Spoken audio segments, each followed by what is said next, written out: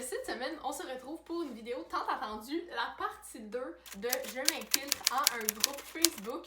Donc, si vous n'avez pas vu la partie 1, je me suis faufilée dans un groupe où l'on prétend être des milléniaux. Donc, c'est des gens qui ne sont pas des milléniaux, qui se font passer pour des milléniaux. Et c'était très drôle. Et là, je me suis fait proposer d'infiltrer un groupe d'anti-masques.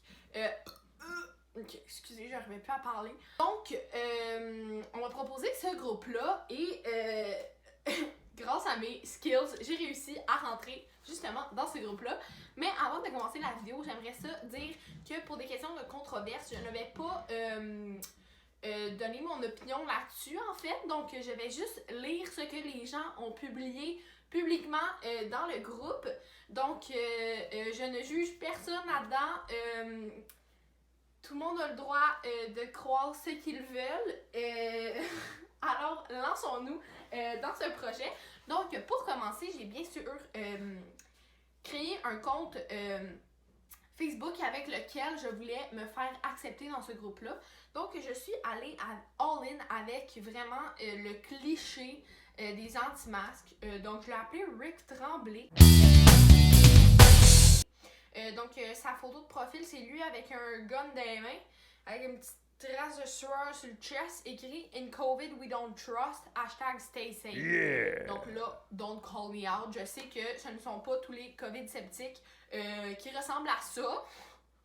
Mais je me suis dit que mes chances de me faire accepter si je ressemblais à ça étaient élevées.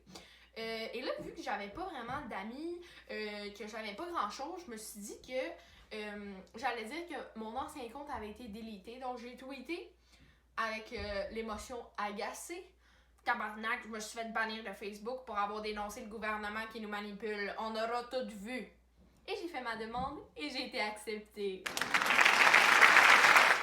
Une fois rendu dans le groupe qui, vous allez être très surpris, publie 30 publications par jour, d'accord? Donc, ils sont vraiment investis dans la cause.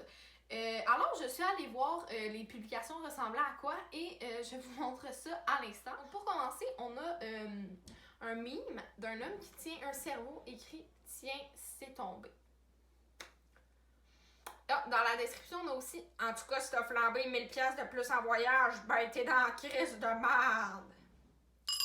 Merci pour le partage. C'était, ma foi, divertissant. J'ai aussi ici un diagramme circulaire qui est rouge au complet à part une petite ligne noire de rien du tout. Et le rouge signifie perdre mes droits constitutionnels.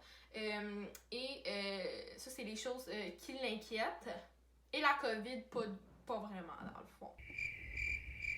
Sinon, on continue ici. Ça c'est de la bonne. Ça, c'est vraiment venu me chercher au plus profond de mon être.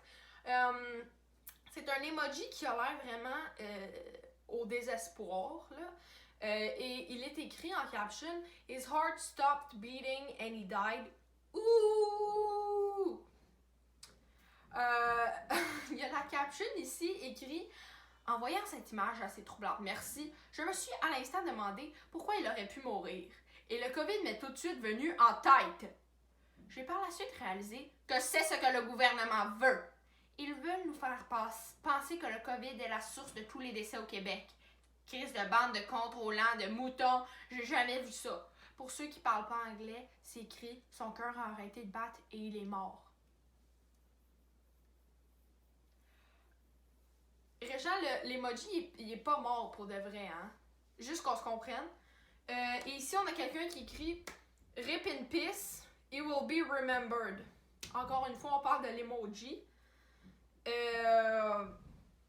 Merci du partage. Ici, on a un homme qui est nu à l'épicerie et il est écrit « Vêtements non essentiels, il a osé ».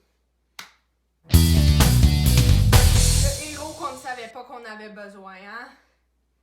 Ah, sacré Jocelyn. Ici, on a un homme qui a vraiment l'air troublé dans les rues, qui a l'air sous l'effet quelconque d'une substance. Donc, on voit vraiment qu'il y a des spasmes dans la vidéo. Et il est écrit « Cet homme vient de recevoir le vaccin de la COVID ». Pour être honnête, je ne vois pas des preuves concrètes qui nous diraient qu'il l'a reçu, mais écoutez, c'est ce qu'on nous dit ici. Et pour finir, on a ici un homme qui a l'air, ma foi, rusé. Mettons que je lui confierais peut-être pas mon verre au bord. Docteur Louis Fouché qui dit traitement, prévention, vaccin, ARN, le médecin qui réinforme sur la COVID-19. Donc, si vous vous posez des questions, Louis va être là. Vraiment, il a de l'air fidèle au poste. Donc, il y a de la rhinochénie, c'est vraiment le fun. Je peux se réveiller avec ces beaux bourdonnements. Ça surprend un peu, hein?